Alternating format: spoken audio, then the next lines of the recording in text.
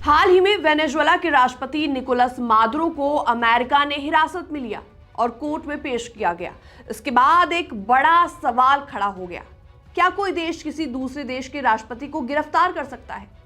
क्या ये international law के हिसाब से सही है? क्या यूनाइटेड नेशंस इसकी इजाजत देता है? तो चलिए सब कुछ आपको डिटेल में बताएंगे। नमस्कार, मैं हूं आपके साथ प्रेरणा कौशिक। तो सबसे पहले ये समझिए कि इंटरनेशनल लॉ आखिर क्या कहता है। दुनिया में शांति बनाए रखने की सबसे बड़ी जिम्मेदारी यूनाइटेड नेशंस की है। सेकेंड वर्ल्ड वॉर के बाद जब यूएन बना तो उसने एक चार्टर बनाया जिसमें यह तय किया गया कि कोई देश किसी दूसरे देश पर मनमानी तरीके से अटैक नहीं करेगा और ना ही उसके भीतर दखल देगा। इसमें यूएन चार्टर का आर्टिकल 2.4 बहुत इंपॉर्टेंट है। इसमें साफ साफ लिखा गया है कि कोई भी देश किसी दूसरे देश की टेरिटरी या उसकी पॉलिटिकल इंडिपेंडेंस के खिलाफ फोर्स यूज नहीं करेगा। मतलब सिंपल भाषा में कहा जाए तो किसी भी देश को ये राइट नहीं है, ये अधिकार नहीं है कि वो जाकर किसी दूसरे देश के राष्ट्रपति या प्रधानमंत्री को पकड़ ले, गिरफ्तार कर ले या उठा ले। अगर कोई ऐसा करता भी है तो ये इंटरनेशनल लॉ का सीधा सीधा उल्लंघन माना जाता है। लेकिन अब सवाल यहां पर यह उठता है कि क्या इस रूल के कोई एक्सेप्शन केस नहीं है? तो इसका जवाब है हाँ, और यहीं से चीजें इंटरेस्टिंग हो जाती है। यूएन चार्टर दो अपवाद देता है। पहला एक्सेप्शन है अगर यूएन सिक्योरिटी काउंसिल मंजूरी दे दे, अगर यूएनएससी किसी देश के खिलाफ कार्रवाई अप्रूव कर दे तो उस देश पर मिलिट्री एक्शन हो सकता है।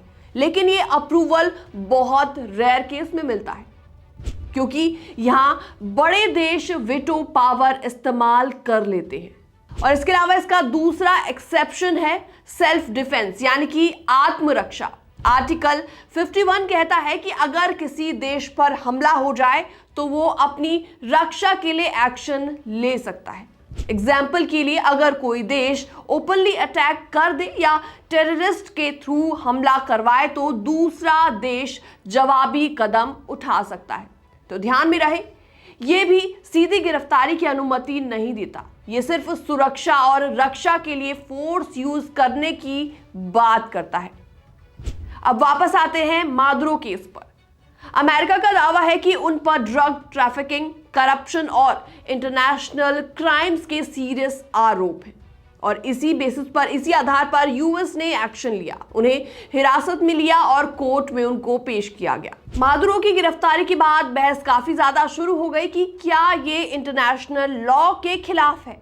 तो कई एक्सपर्ट्स इसमें बोल रहे हैं कि ये यूएन चार्टर के खिलाफ जाता है, तो कुछ का मानना है कि सीरियस क्राइम्स में इंटरनेशनल कम्युनिटी कदम उठा सकती है। तो यहां पर आप एक और कॉन्सेप्ट समझिए, हेड ऑफ स्टेट इम्यूनिटी, यानी कि किसी देश के राष्ट्रपति या प्रधानमंत्री को स्पेशल लीगल प्रोटेक्शन मिलती है जब तक वो पावर में होते हैं।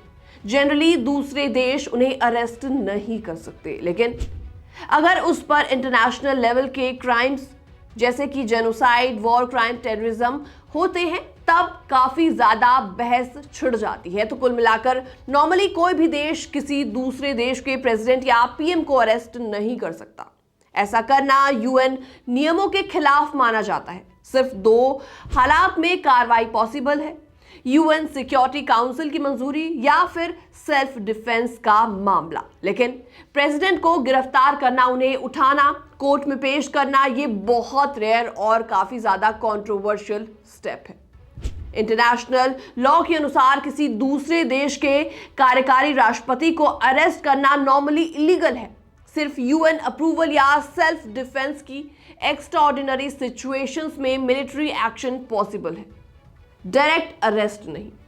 आपको क्या लगता है कि मादुरो की गिरफ्तारी सही है या फिर ये इंटरनेशनल लॉ का उल्लंघन है? अपनी राय आप कमेंट सेक्शन में दे सकते हैं। बाकी तमाम अपडेट्स के लिए आप बने रहिए हमारे साथ।